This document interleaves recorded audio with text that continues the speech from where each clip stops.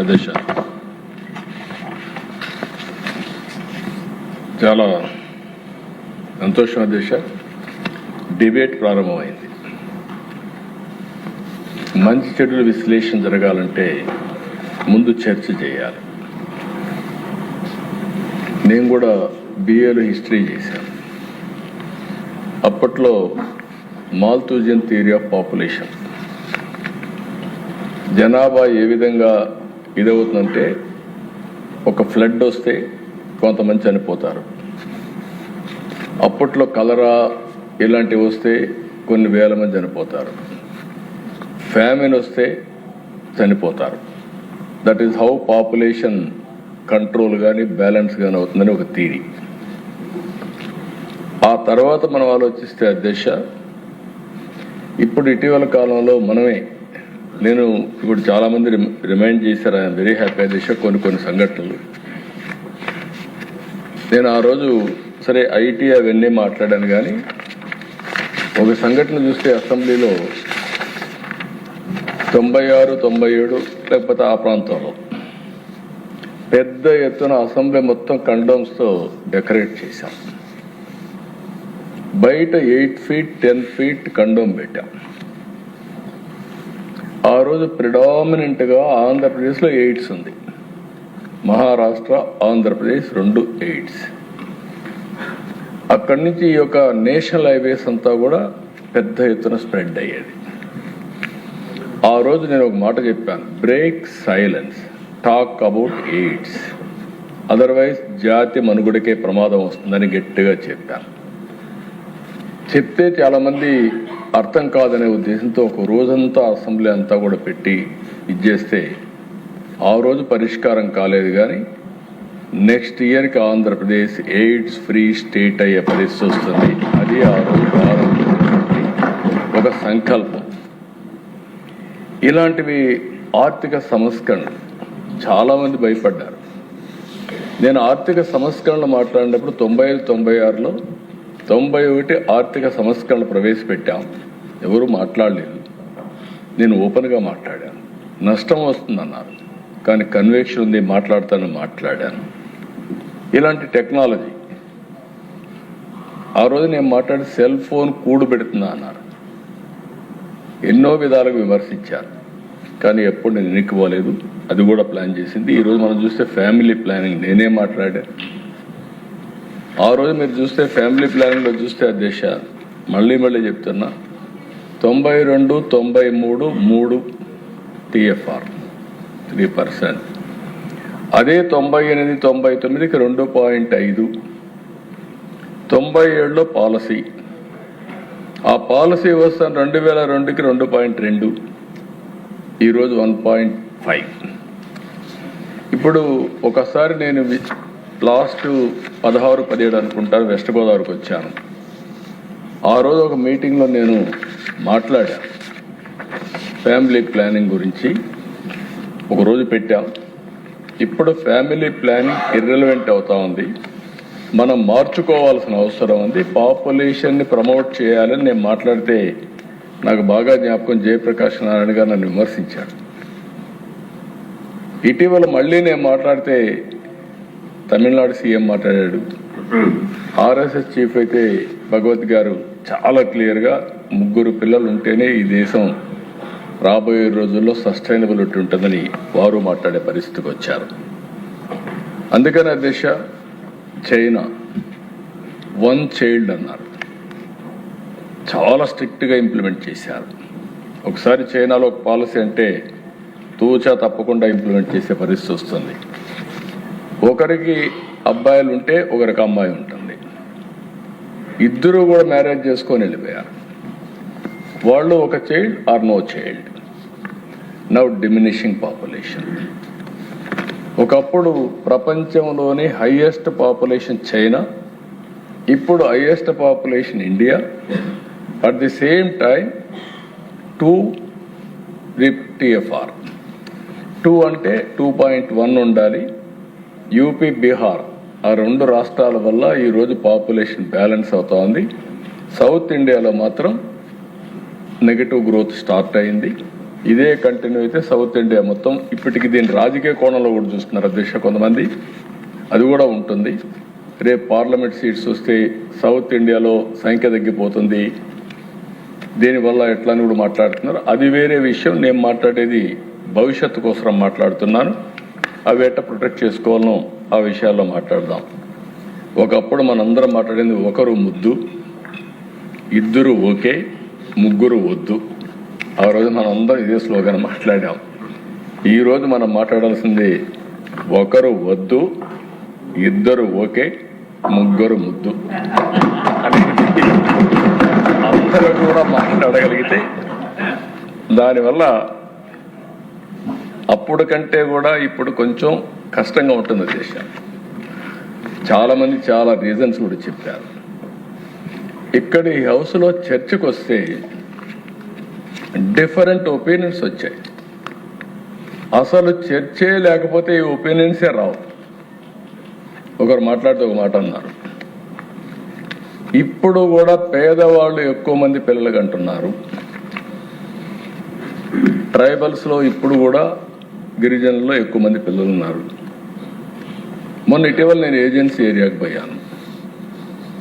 Agency ఏరియాలో చాలామంది పిల్లలు వాడు చూసినప్పుడు ఇద్దరు ముగ్గురు నలుగురు అంటున్నారు, కానీ బ్రిలియంట్గా తయారవుతున్నారు అక్కడ. రేపు రాబోయే రోజుల్లో స్పోర్ట్స్లో కానీ నాలెడ్జ్లో కానీ ట్రైబల్ ఏరియాలో ఉండే పిల్లలు పట్టుదల పెరిగింది, బాగా ముందుకు పోయే పరిస్థితికి వచ్చారు. ప్లెయిన్ ఏరియాలో కూడా పేదవాళ్ళల్లో ఇంకా అనేక కారణాల వల్ల ఇద్దరు ముగ్గురు అమారీ పిల్లలు ఉండే పరిస్థితికి వచ్చారు. నాకు ఒకసారి చాలా చర్చ చేశాం తల్లికి వందనం కార్యక్రమంలో. కొంతమంది ఒకరికే ఇద్దాం, లేదంటే ఇద్దరికి ఇద్దాం, ఆపేద్దాం ఇవన్నీ అంటే నాకు ఇది చూసిన తర్వాత అనిపించింది, ఎంతమంది పిల్లలుంటే అంతమందికి తల్లికి వందనం కింద 15,000 ఇద్దామని నిర్ణయించుకున్నాం. దానివల్ల మనం ఏదైతే మాట్లాడుతున్నామో దీనికి కూడా చాలా పెద్ద ఎత్తున సపోర్ట్ చేసే పరిస్థితికి వచ్చింది. ఈరోజు థామస్ గారు కొన్ని విషయాలు చెప్పారు, నేను ఆ విషయం కూడా చెప్తాను. కొంతమంది మాట్లాడినప్పుడు ఒక్కొక్కరి attitude perceptions always not realities. But పర్సెప్షన్గా వదిలిపెడితే it will become reality over a period of time. Good or bad, that is different issue. China ఒకరే పిల్ల ఒకరే ఉండాలి అన్నారు. ఆ రోజు అది కరెక్ట్ అనిపించింది. మనం కూడా అనుకున్నాం, బాగా చేస్తున్నారు వాళ్ళు, చూసారా మారిగా ఉండాలనుకున్నాం. మనం మోటివేషన్లో ఒకరు లేకపోతే ఇద్దరు అని చెప్పి మాట్లాడాం. మన పాపులేషన్ తగ్గింది, చైనా పాపులేషన్ తగ్గిపోయే పరిస్థితి వచ్చింది. ఆ రోజు perception right, over a period of time ఆ పర్సెప్షన్ నాట్ రైట్ అనే పరిస్థితికి వచ్చాం.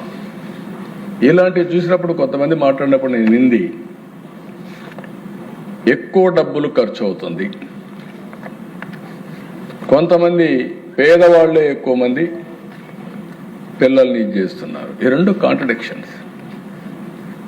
పేదవాళ్ళు డబ్బుల కోసం ఆలోచించడం లేదు, డబ్బులుండే వాళ్ళు చదివించాలంటే ఎక్కువ అవుతుందని ఆలోచిస్తున్నారు పెంచాలంటే.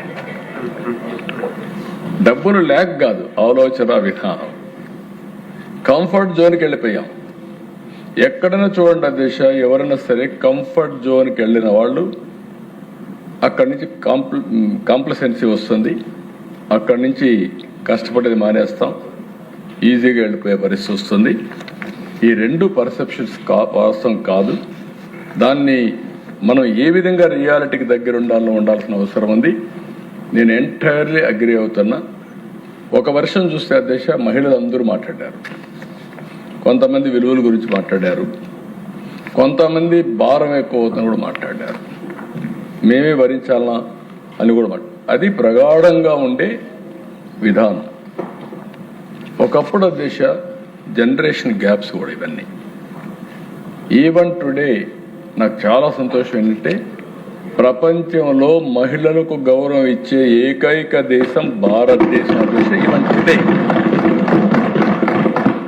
అమెరికాలో రాలేదు, ప్రెసిడెంట్ ఆఫ్ అమెరికా కాల, ఇక్కడ మనం 33% రిజర్వేషన్స్ ఉమెన్కి ఇచ్చారు. ఎన్డీఏ ప్రభుత్వం 33% చట్టసభల్లో మహిళలకు సీట్లు రాబోతున్నాయి.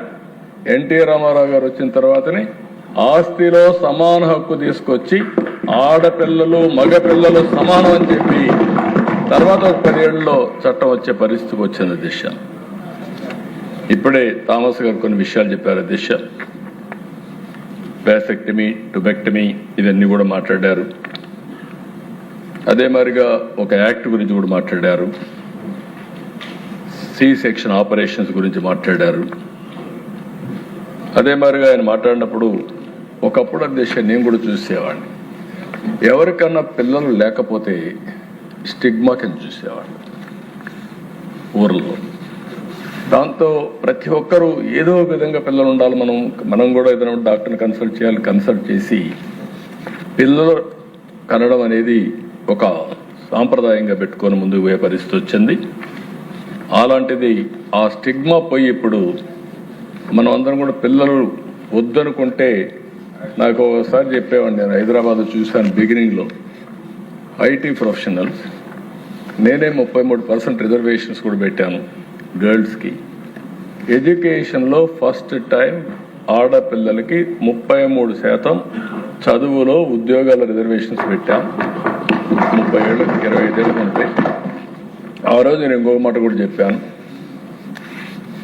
ఆ రోజు నేను తీసుకొచ్చిన ఎడ్యుకేషన్ పాలసీ వల్ల దిశ బాగా చదువుకొని ఒకప్పుడు కట్నాలు ఇచ్చేవాళ్ళు, ఇప్పుడు రివర్స్ కట్నం ఇచ్చే పరిస్థితికి వచ్చారు. ఆడపిల్లలకు డబ్బులు ఇచ్చి పెళ్లి చేసుకునే పరిస్థితి వచ్చింది. అలాంటి చాలా మార్పులు వచ్చాయి దిశ. డబుల్ ఇన్కమ్ నో కిడ్స్ అనే పరిస్థితి కూడా పెట్టారు. లెట్ us ఎంజాయ్ అంటే ఇద్దరికి ఆదాయం వస్తుంది, ఇద్దరం బిజీగా ఉన్నాం, ఎవరు షేర్ చేసుకోలేం, కాబట్టి మనం సంపాదిద్దాం, ఎంజాయ్ చేద్దాం థింకింగ్ వచ్చారు. అప్పటి నుంచి కూడా నేను మాట్లాడుతున్నా. ఇప్పుడు ఆంజనేయులు గారు ఒక మాట అన్నారు, చాలా సంతోషం. నువ్వు 3 పిల్లలుంటే 3వ అబ్బాయి పుడితే వాళ్ళకి 50%, 2వ అబ్బాయికి 40%, ఒక అబ్బాయికి అయితే 10%. అప్పుడు మొత్తం సెట్ అవుతారు. నీ కష్టార్జితం కాబట్టి మీ పిల్లల్ని మీరు డిక్టేట్ చేసే పరిస్థితి వస్తుంది. I'm very happy. ఆ థింకింగ్ ప్రాసెస్ డిస్కషన్ అయితే చాలా వరకు మనకు ముందుకు పోయే పరిస్థితి వస్తుంది. దిశ వెంకట్రావు గారు గన్నవరం చెప్పాడు, ఆయన కూడా మాట్లాడినప్పుడు ఇప్పుడు చాలా వరకు మీరు ఆలోచిస్తే డబ్బులుండి కాదు, డబ్బులుండే దేశాలు కూడా సరైన సమయంలో జరుగుంటే మారుంటుందా లేదా మనం ఊహించలేము. రైట్ టైంలో ఎడ్యుకేట్ చేయగలిగితే కొంత మారేదానికి అవకాశం ఉంటుంది. ఇప్పుడు కూడా నేను చూశాను దిశ, ఇజ్రాయెల్ 3 TFR అంటే ఇన్ని టెన్షన్ నుండి ఏదున్నా కూడా TFRలో మాత్రం ఎక్కడ కాంప్రమైజ్ లేదు. 3 ఉంది. వాళ్ళకు ఉండేది 1 కోటి జనాభా. ఆ 1 కోటి జనాభాని TFR కూడా 3తో మెయింటైన్ చేసే పరిస్థితికి వచ్చారు. ఇక్కడ డబ్బులుండి నేను చేయడం లేదు, దూరదృష్టితో ఆలోచిస్తున్నాం. మనం అందరం కూడా గుర్తుపెట్టుకోవాల్సిన అవసరం, సభలో ఉండే వాళ్ళందరం ఆర్థిక ఇబ్బందులు ఉన్నాయి. నేను 4వసారి ముఖ్యమంత్రి, అనేక ఇబ్బందులతో డే టు డే గడుస్తున్నామంటే వెంటిలేటర్ మీద ఉండే ఆర్థిక వ్యవస్థ బయట తీసుకొచ్చామంటే మళ్ళీ చెప్తున్నా, దీనికి పూర్తిగా సహకరించిన నరేంద్ర మోడీ గారిని, ఆర్థిక మంత్రిని, కేంద్రాన్ని అభినందిస్తున్న దిశ. ఎందుకంటే ఆ రోజు ఆ నిర్ణయం వాళ్ళు చేయకపోయి ఉంటే ఈరోజు మనం చాలా ఇబ్బందుల్లో ఉన్నాం. కానీ ఈరోజు మనం ఆలోచించేది తాత్కాలికంగా ఇబ్బందులు ఉన్నా ఏ విధంగా అధిగమించి మనం ముందుకు పోతాం. ఈరోజు సత్యనారాయణమూర్తి గారు ఒక మాట అన్నారు, మోర్ చిల్డ్రన్ మోర్ బెనిఫిట్. చాలా మంది మాట్లాడినప్పుడు కొన్ని విషయాలు చెప్పారు. దేశం జనాభా తగ్గిపోవడానికి కూడా కారణం మైక్రో ఫ్యామిలీస్. ఇప్పుడు ఏమైందంటే over a period of time సమాజంలో అనేక సమస్యలు వస్తున్నాయి. ఒకప్పుడు పెద్ద ఫ్యామిలీస్ ఉండేటివి, సెక్యూరిటీ ఒకటి ఉండేది. ఇంట్లో 5-6 మంది 10 మంది ఉండడం, పెద్దలు అడ్వైజ్ చేయడం, పిల్లలు వినడం, ఇంట్లో ఏదైనా ఒక చిన్న గొడవ పడినా సర్ది చెప్పడం, వాళ్ళందరికీ కూడా ఎక్కడికక్కడ గైడెన్స్ ఇచ్చి మెంటరింగ్ ఇచ్చి ముందుకు తీసుకుపోయే పరిస్థితి వచ్చారు. ఇప్పుడే కోవూరు ఎమ్మెల్యే గారి ప్రశాంత్ రెడ్డి గారు చెప్పినట్టు వాల్యూస్ కూడా పడిపోయే పరిస్థితి వచ్చింది దేశ. ఈవెన్ టుడే ప్రపంచంలో ఫ్యామిలీ విలువలుండే ఏకైక దేశం భారతదేశం. దేశ ఆ గౌరవం ఉంది, ఆ విలువలు ఉన్నాయి. ఇప్పుడిప్పుడు విలువలు పడిపోయే పరిస్థితి వస్తూ ఉంది. దాన్ని కూడా మనం కాపాడుకోవాల్సిన అవసరం ఉంది. అందుకే నేను ఇప్పుడు ఆలోచించిన దేశ బిగ్ ఫ్యామిలీస్ మోర్ బెనిఫిట్స్.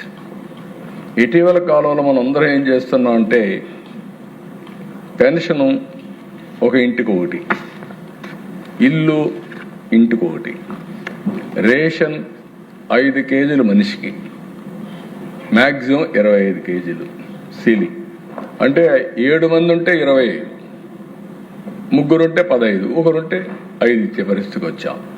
అదే కానీ 7 మంది ఉండే వాళ్ళకి 35 కాకుండా 40 కేజీలు ఇస్తే ఆ ఇన్సెంటివ్ కన్నా ఊర్లో వాళ్ళందరూ కలిసి ఉంటారు. ఇప్పుడు మనం ఇల్లు కడుతున్నాం. ఇల్లు కడితే 5-6 మంది ఉంటే ఒకే బెడ్రూమ్. దీంతో ప్రతి ఒక్కరూ ఇంకొక ఇంటికి అప్లికేషన్ పెట్టుకొని డివైడ్ అని చూపించుకోవడం, నోటి పోవడం జరుగుతున్నాయి. అందుకే నేను ఆలోచించింది ఎక్కువ మంది ఉంటే 2 బెడ్రూమ్ హౌస్ ఇద్దాం, ఇంకా ఎక్కువ మందిని 3 బెడ్రూమ్ హౌస్ ఇద్దాం, పెద్ద కుటుంబాలను ప్రోత్సహిద్దాం, పాలసీస్ అన్నీ రివ్యూ చేద్దాం. అప్పుడు ఇంట్లో కూడా పెద్దవాళ్ళు ఉంటే పిల్లలు చూసుకుంటారన్న ఆలోచనతో ఆటోమేటిక్గా పిల్లలు కూడా కనడం కానీ దీనికి కూడా ప్రోత్సహించే పరిస్థితి వస్తుంది. అందుకే తొందరలో we will revisit all our policies. ఎంతమంది ఎక్కువ ఉంటే ఆ ఇంటికి అన్ని బెనిఫిట్స్ ఎక్కువ ఇస్తాం, ఎక్స్ట్రా ఇస్తామని చెప్పి కూడా నేను మీకు తెలియజేస్తున్నా. మాధవ్ గారు ఇన్ఈక్వాలిటీ 1 రీజన్ అన్నారు, ఫ్యామిలీ సపోర్ట్ ఒకటి, ఇవి కూడా కారణం అని చెప్పి మన గుంటూరు మాధవ్ గారు చెప్పారు. ఇంకొక పక్కన కడప మాధవ్ గారు టోటల్ రెస్పాన్సిబిలిటీ మేమే తీసుకోవాలన్నా, మగవాళ్ళు తీసుకోవడం లేదు కాబట్టి అసర్టివ్గా వారు కూడా చెప్పారు. అదే మాదిరిగా వారు మాట్లాడినప్పుడు సిలబస్లో బాయ్స్ అండ్ గర్ల్స్ అందరూ సమానం, ఈక్వల్ రైట్స్ ఎట్లా చేయాలనేది విద్యా విధానంలోనే మార్పు తీసుకురావాలని చెప్పి చాలామంది చెప్పారు. డెఫినెట్గా తీసుకురావాల్సిన అవసరం ఉంది. ఇక్కడ ఒక సందర్భంగా నాకు ఒక ఇదే దేశం నేను ఎప్పుడు కోట్ చేసేవాడిని, leak one view early days. ఆయన మాట్లాడుతూ ఫ్యామిలీ ప్లానింగ్ గురించి, కంట్రీ గురించి ఆలోచించి ఒకటి మాట్లాడాడు. ఎక్కువ మంది పిల్లలు కనాల్సింది డబ్బులుండేవాళ్ళు ఎక్కువ మంది కనాలి అన్నాడు. దాంతో డబ్బులుండేవాళ్ళంతా మేమేం మిషన్సా పిల్లలు కనడానికి, మాకేం పని లేదా అని రివోల్ట్ అయ్యారు. డబ్బులు లేని వాళ్ళు మేమేం పనికిరానోడమా, మాకు పిల్లలు అవసరం లేదా, మేము పెంచలేమా, మాకు చేత కదా అన్నారు. ఆయన ఒక రీసెర్చ్ చేసి ఎందుకు నేను చెప్తున్నానంటే ఆ రోజుట్లో ఎక్కువ డబ్బులుంటే వాళ్ళని బాగా పెంచుతారు, డిసిప్లిన్లో పెడతారు, దీనివల్ల దేశం బాగుపడుతుంది, దేశభక్తి వస్తుంది, దేశానికి ఒక ఆస్తి వస్తుందని జస్టిఫై చేశాడు. ఇప్పుడు దానికంటే మనందరం గుర్తుపెట్టుకోవాల్సింది అవన్నీ చూసిన తర్వాత మనం ఏదైతే డిఫరెంట్ టైమ్స్లో డిఫరెంట్ వచ్చాయి. ఈరోజు ఎన్టీ రామారావు గారి విషయం మాట్లాడారు, మా పార్టీ ఫౌండర్ గురించి కన్నబాబు మాట్లాడారు, మీరు మాట్లాడే తాతమ్మ కళ. ఆయనకు ఒక ప్రగాఢమైన నమ్మకం. నేనే కొంచెం డీవియేట్ అయినా ఆ రోజుట్లో, ఎందుకంటే పాపులేషన్ పెరిగిపోతే ఏమవుతుందని పోయాం. ఇప్పుడు మళ్ళీ రైట్ టైంలో కరెక్ట్ చేసుకునే అవకాశాన్ని కూడా తీసుకొని బేషిజానికి పోకుండా జనాభా ఉండాలని పాపులేషన్ మేనేజ్మెంట్ పాలసీ కూడా మళ్ళీ నేనే తీసుకొస్తున్నాను. దిశ 2 కూడా తీసుకొస్తున్నాను. ఆయన ఎప్పుడో ఒకటే చెప్పాడు, బిగ్ ఫ్యామిలీ పెద్ద అడ్వాంటేజ్. కాబట్టి కుటుంబం అనేది ఒక సంపద. ఒకప్పుడు మనం చూసేవాళ్ళం గ్రామాల్లో ఎంతమంది పిల్లలుంటే అంత పెద్ద ఆస్తి, భూముల కంటే పిల్లలకు ఎక్కువ విలువ ఇచ్చేవాడు. ఇప్పుడు రాను రాను తగ్గిపోయే పరిస్థితి వచ్చింది. ప్రపంచంలో రేపు రాబోయే రోజుల్లో ఏ దేశంలో జనాభా ఎక్కువ ఉంటే ఆ దేశమే సంపన్నమైన దేశంగా ఉంటుంది, దాంట్లో ఆశ్చర్యం లేదని చెప్పి కూడా మీకు తెలియజేస్తున్నా. ఇప్పుడే రవికుమార్ పాత రోజులు జ్ఞాపకం వచ్చాడు. ఏదైతే HIV, AIDS కానీ, పాపులేషన్ కానీ, ఇంకొక పక్కన అప్పట్లో ఇది కూడా ఒకటే ఆలోచించాలి దిశ, early marriages, late marriages, teenage pregnancy, ఇవన్నీ కూడా మనం మాట్లాడాల్సిన అవసరం ఉంది. ఇవన్నీ ఎకనామిక్ స్టేటస్ను బట్టి, వాళ్ళకుండే అవగాహన బట్టి, ఆ ప్రాంతంలో ఉండే అలవాట్లు బట్టి ఇవన్నీ వస్తూ ఉంటాయి. మన దగ్గర ప్రెగ్నెన్సీ ఏదైతే టీనేజ్ ప్రెగ్నెన్సీ ఎక్కువ వచ్చే పరిస్థితి వచ్చింది, దాన్ని కూడా మనం ఆలోచించుకోవాల్సిన అవసరం ఉంది. ఒకప్పుడు అర్లీ మ్యారేజ్ చేసి పిల్లల ఆరోగ్యం కూడా సరిగా ఉండదు, వాళ్ళ ఆరోగ్యం కూడా బాగుండేది కాదు. ఇప్పుడు లేట్ మ్యారేజ్ అయ్యి మళ్ళీ పిల్లలు పుట్టడం కూడా సమస్య అవుతుందనే విధంగా మనం ముందుకు పోతున్నాం. దీన్ని మనందరం కూడా మాట్లాడాలి. రైట్ ఏజ్లో మ్యారేజ్ జరగాలి. ఇదేదో ఇప్పుడు ఏమనుకుంటున్నట్టు ఈ హౌస్లో మనం అందరం కూర్చొని we are all talking only economic issues, not social issues. లేకుంటే we are all talking political issues. Political issues మాట్లాడితే పొలిటికల్గా అడ్వాంటేజ్ వస్తుంది. ఎకనామిక్ ఇష్యూస్ మాట్లాడితే ప్రజలకు ప్లీజ్ చేయగలుగుతాం. కానీ సోషల్ ఇష్యూస్ మాట్లాడడం లేదు. ఇవి కూడా మనం మాట్లాడాల్సిన అవసరం ఉంది. ఈరోజు ఇంకో పక్క రవికుమార్ చెప్పినట్టు ఎంప్లాయీస్, ఇవన్నీ కూడా నా ఉద్దేశం పర్సెప్షన్స్. ఎప్పుడైతే ప్రతి ఒక్కరిలో ఒక బాధ్యత పెరుగుతుందో, ఎన్ని ఇబ్బందులున్నా అధిగమించడానికి కూడా ఒక ఆలోచన వస్తుంది. ఇంత మునుపు ఒకరిద్దరు మాట్లాడినట్టు చెప్పారు.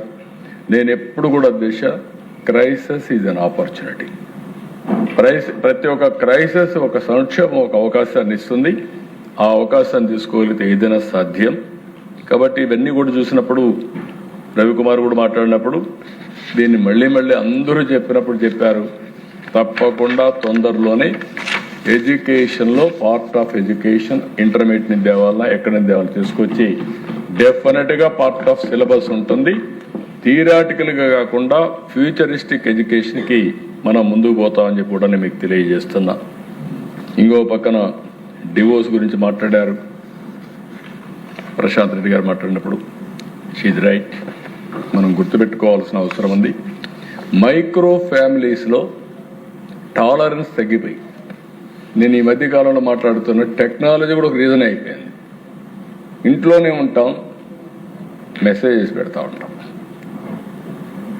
అంటే నాకు కూడా అలవాటు అయిపోయింది, మీకు అలవాటు అయిపోయింది, అందరికి అలవాటు అయిపోయింది.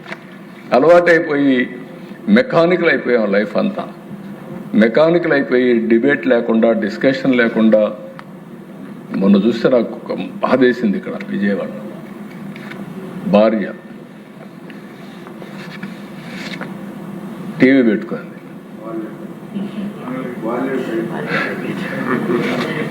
టీవీ పెడితే భర్త ఎక్కువ సౌండ్ తగ్గించుకున్నాడు.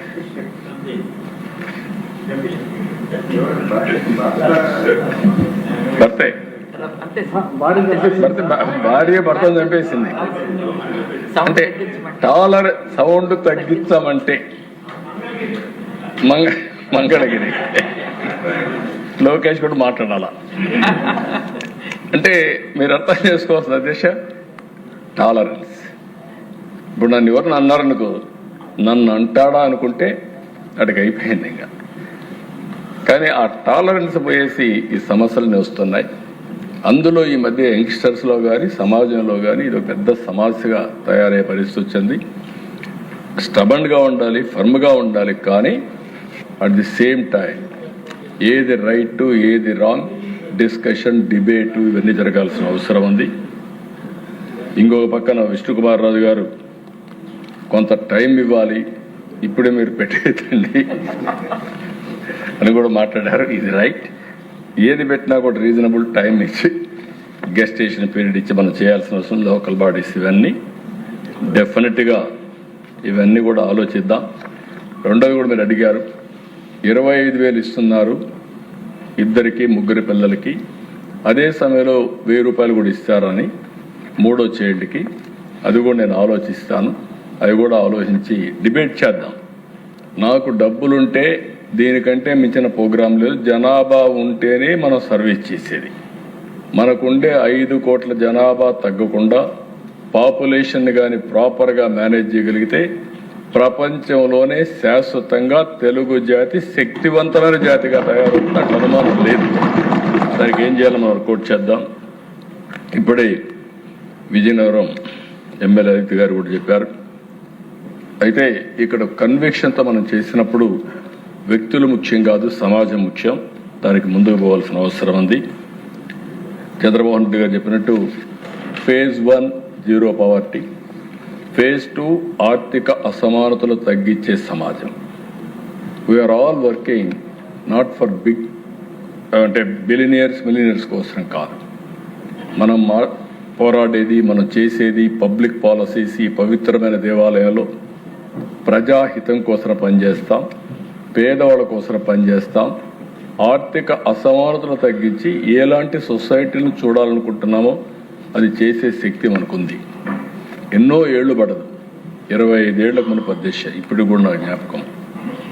ఆంధ్రప్రదేశ్ రాష్ట్రం వెనకాల టెక్నాలజీలు ఎక్కడా లేవు. ఆ రోజు టెక్నాలజీకి ప్రాధాన్యత ఇచ్చాం, విజన్ 2020 తయారు చేశాం. ఈరోజు హైయెస్ట్ పర్ క్యాపిటా ఇన్కమ్కు చిరునామా తెలంగాణ రాష్ట్రం.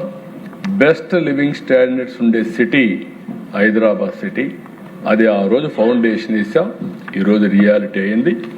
ఒక్క ఐటీ పాలసీ ప్రపంచంలో హైయెస్ట్ పర్ క్యాపిటా ఇన్కమ్ ఎవరంటే దానికి చిరునామా తెలుగు వాళ్ళు. ఇవన్నీ సాధ్యమైనాయంటే ఈరోజు మనం అనుకున్నది రాబోయే 20-30 సంవత్సరాల్లో పెను మార్పులు వస్తాయి.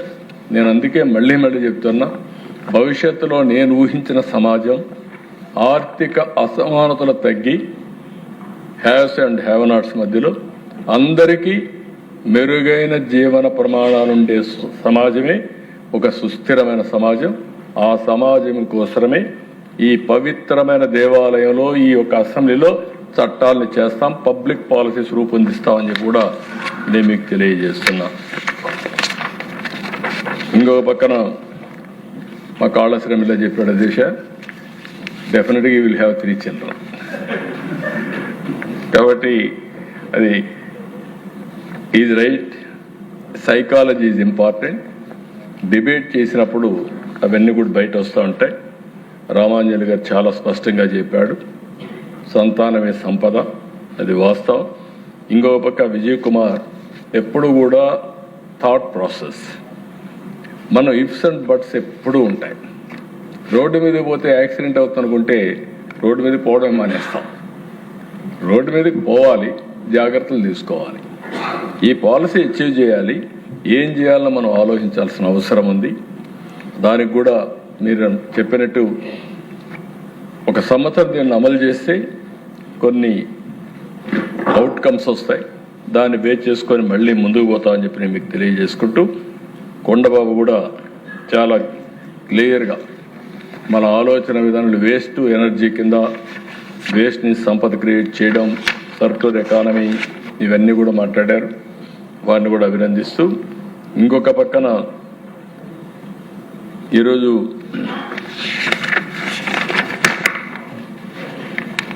ఇలాంటివి సజెషన్స్ అన్ని కూడా ఇచ్చారు అధ్యక్ష. అల్టిమేట్గా ఒక మంచి చర్చకు ప్రారంభించాం, మంచి సంకల్పానికి నాంది పలికాం. ఈరోజు మనకు తెలియదు కానీ చరిత్రలో ఈ అసెంబ్లీలో చిరస్థాయిగా ఉంటుంది. భారతదేశంలో మొట్టమొదటిసారిగా పాపులేషన్ మేనేజ్మెంట్ కోసం చర్చించిన సభ ఆంధ్రప్రదేశ్ చట్టసభ. అలాంటి ఒక మంచి చరిత్రకు శ్రీకారం చుట్టాం. మనందరం ఈ సంకల్పాన్ని ముందుకు తీసుకెళ్దాం. సంకల్పాన్ని ముందుకు తీసుకుపోయే సమయంలో దీన్ని గురించి మాట్లాడదాం. డిస్కషన్స్ వస్తాయి, కొంతమంది విమర్శిస్తారు, కొంతమంది మాట్లాడుతూ ఉంటారు, కొంతమంది వాళ్ళకుండే ఇబ్బందులు కూడా మనకు చెప్తారు. ఆ ఇబ్బందుల్ని మనం అధిగమించకపోతే విమర్శించే పరిస్థితి ఉంటుంది.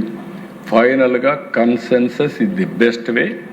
కన్సెన్సస్ ద్వారా మళ్ళీ పాపులేషన్ మేనేజ్మెంట్ చేసి చరిత్రలో ఒక హిస్టరీ క్రియేట్ చేసే బాధ్యత మనం అందరం తీసుకుందామని చెప్పి తెలియజేసుకుంటూ, ఈ 4-5 ఏళ్లలో మనకు ఒక ఐడియా వస్తుంది. 1.5 నుంచి తగ్గుతామా, అక్కడి నుంచి బ్రేక్ చేస్తామా, అక్కడి నుంచి ఫర్దర్గా ముందు తీసుకుపోగలుగుతామా, 2.1 వరకు TFR తీసుకుపోగలుగుతామా, ఎంత సమయం పడుతుందో మనకి ఎప్పటికీ అర్థమవుతుంది.